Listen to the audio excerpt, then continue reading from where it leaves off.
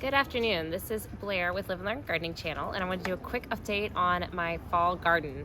I'm just about to plant. I ended up getting a lot of flowers, actually. I went with my daughter to the store, and she decided flowers were what we needed to plant this fall. So I've already got quite a few things still in the ground, decided to leave those there, and I'm mostly just adding some lettuce. I grabbed a couple of different types of lettuce. And Brussels sprouts. I forgot about the Brussels sprouts. So there's been kind of torrential rain the last few days. So I have romaine lettuce. It's a little bit the worst for wear, but it'll be fine and take off once I get it in the ground. Usually I would start my own lettuce, but I just did not get around to it this fall and figured, I'd still like to have some lettuce in the yard. It's always really nice to have. So these are my Brussels sprouts. They're still looking pretty good. My Brussels sprout starts that I did have died. I left them out for a few days, didn't realize that it had gotten over like 85 or 90 one day, and they just completely went kaput. So I had left them out to get a little extra sun, and they got a little bit too much sun that day. One of the other things that I have is just some, let's see, what's this? It's just called salad bowl lettuce. Again, it looks a little worse for wear, but all I'll do here is just take off any parts that are kind of wilting or damaged, and then just pop this guy in the ground, and it'll be great. The little bits of black and stuff on it are just dirt that's bounced off of the soil.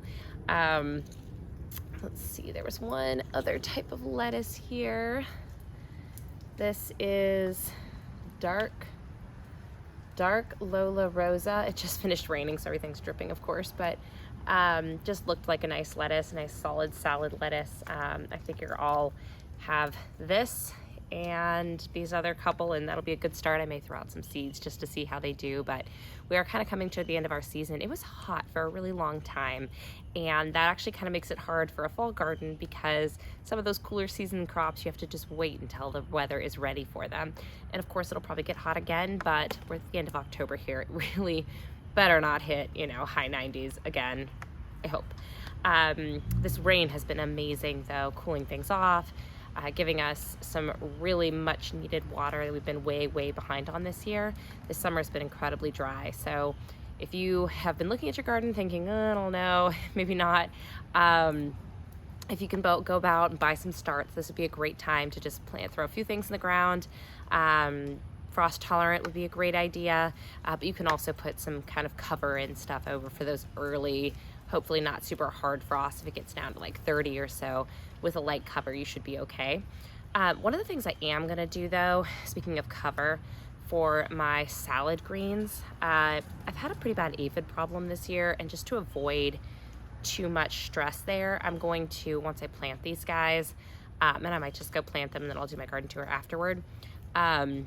We'll see, or at least put them where they're gonna go. I'm going to put a row cover over them. This will just keep the bugs off. It'll make the lettuce much prettier. It doesn't need to be fertilized or anything. We don't need the pollinators in there. So perfectly fine to cover this sort of thing with a row cover. The Brussels sprouts, I might do the same actually, just because can have some problems with Brussels sprouts and pests, particularly cabbage moths. And similar. I've had lots of problems with those in the past, just kind of eating through all the leaves and stuff, and that just takes energy away from the plant that I'd prefer didn't happen. So I'll probably put these under the row cover too. I don't have a lot of plants here this fall that are in this kind of winter segment, and so I have plenty of space to put these guys in. I wish I got these Brussels sprouts in the ground earlier, but just finally got out to replace the ones that I had lost the other day, and now I'm finally getting them in the ground where there's a slight reprieve from the rain. So, all right, let's get started. I'm looking forward to showing you guys kind of where the garden's at. I'm gonna go pop these in the garden bed just to show you where they're going to be, and I'll do a quick garden tour. There's a few things that need to be harvested and a few things that need to be planted. So it's a good season, good time of year. Starting my videos where I usually do. This is, of course, my pepper garden. There are a few green beans over there that I'm letting go to seed, which I'll show you in a second. And then there is probably my favorite thing that I've had in the garden this year, which is this really wonderful cardinal basil plant, which I kind of tucked in here just to have with the peppers, and it has been truly one of the most amazing things I've had in the garden. I've made a ton of pesto from it. It has survived the summer beautifully. I also had a Genoese basil over here, which is doing okay, and it had produced enough for quite a bit of basil, or quite a bit of pesto earlier in the season, but this guy has been kind of the all-star of my kitchen this year, I think. This is, of course, my pepper plants. These in particular, actually really all of my pepper plants, had some really bad aphid problems earlier this year. They just look really rough. The peppers are really small. These are the shishitos. What I need to do is kind of go through and pull off all of the kind of subpar peppers and throw those in the compost, and then let's see if the plant can produce some healthy peppers now that the aphids are mostly gone and that the weather has become more reasonable. I mean, like, here's a nice pepper that it looks like, probably started its production after the pest pressure and the weather pressure had kind of come off a little bit. You'll see there's some bell peppers and things over there. It also started some basil a couple of different places, over here, over there, and right here, to see how they each did. That one I think did the best. It was out during the rain. This one I had put into my greenhouse just to see how it would do, and I think a pot in lots of sun with good rain was definitely the best win. This guy, I think, because the dirt has gone down so far in this bed, didn't get enough sun, and that's probably what just slowed its production.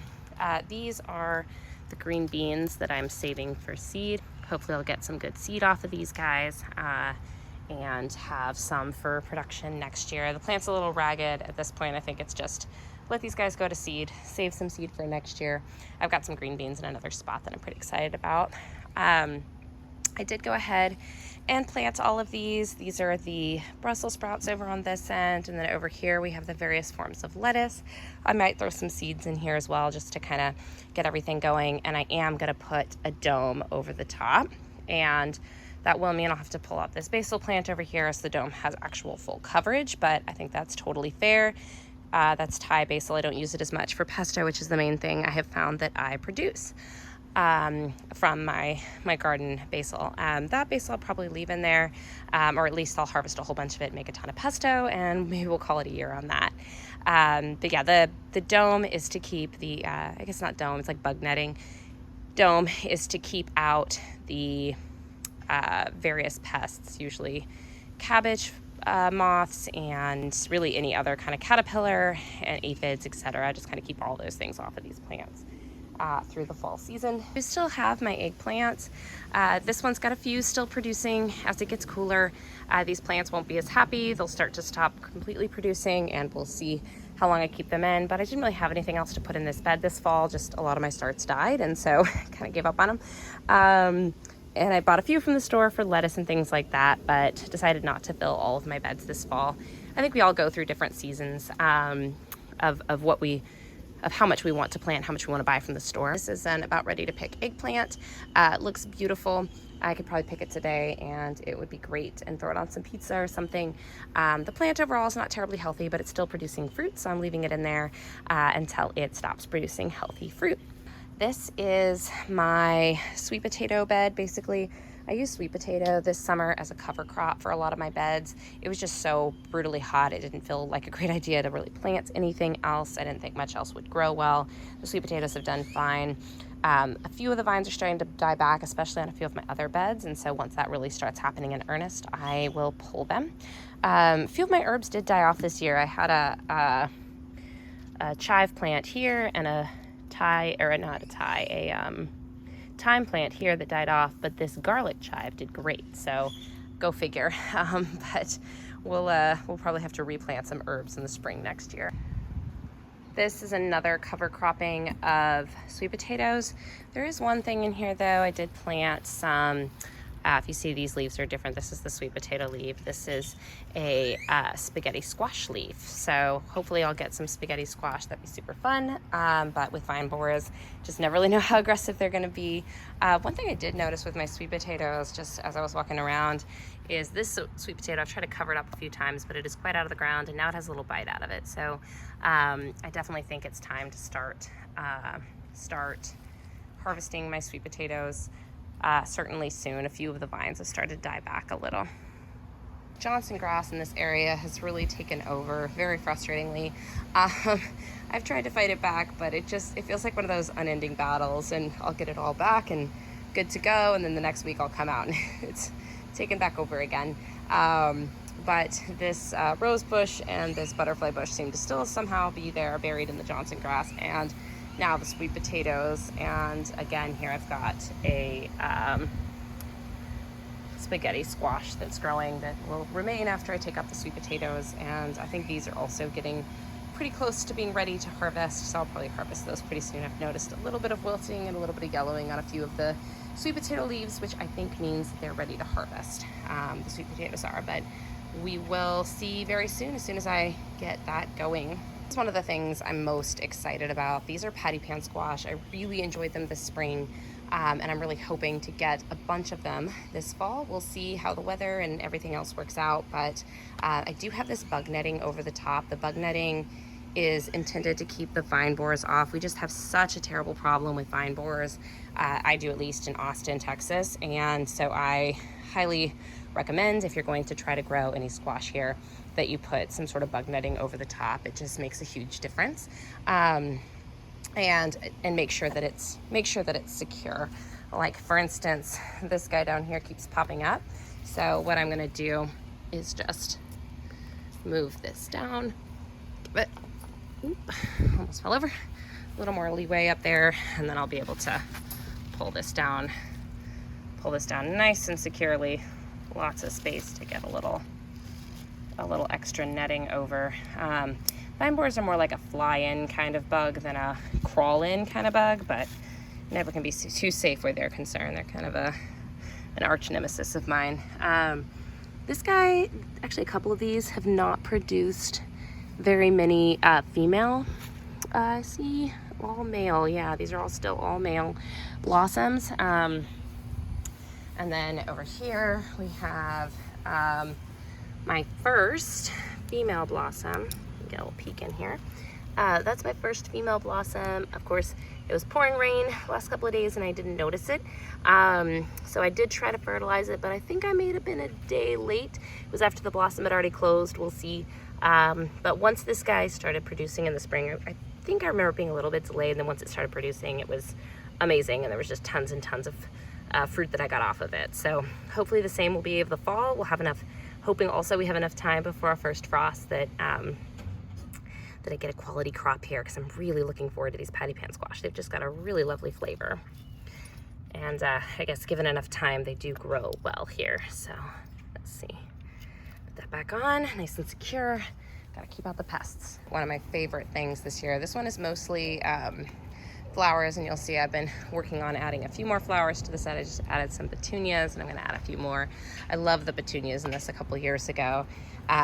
I also do have a little bit of celery here that has hung on through the summer. I've got some nostrum that's coming out. This was just, it reseeded itself.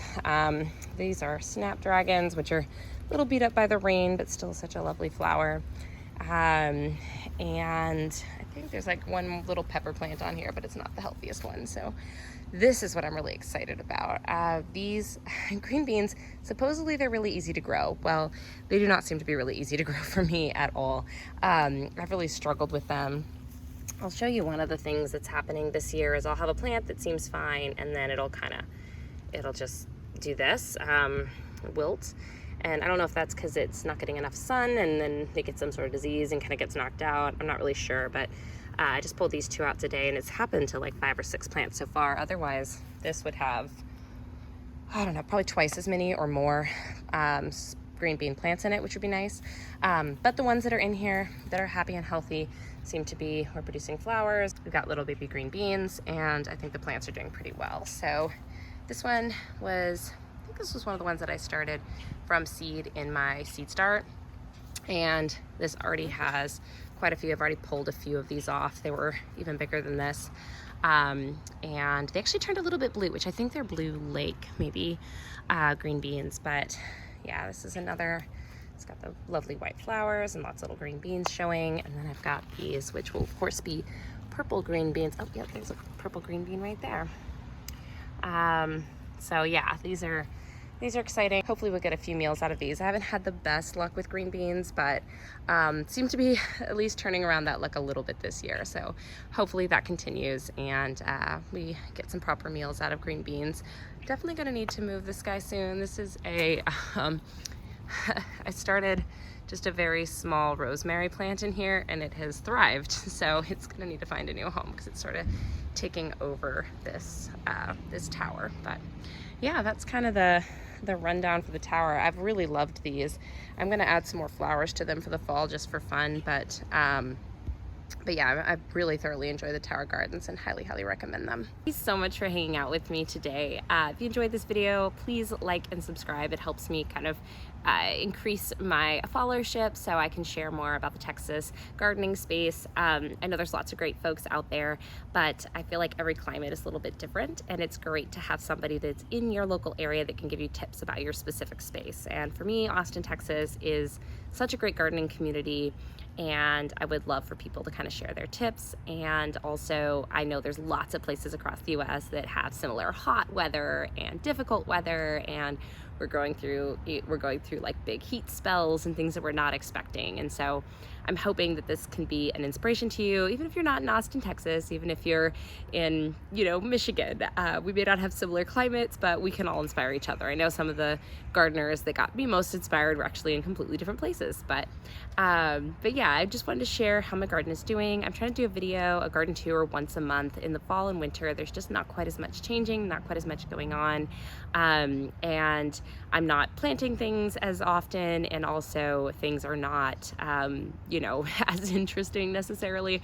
I've got a ton of sweet potatoes. They take, you know, 90 to 120 days to mature, and so they're not doing a lot. They're growing more vines, you know. They're just not quite as exciting.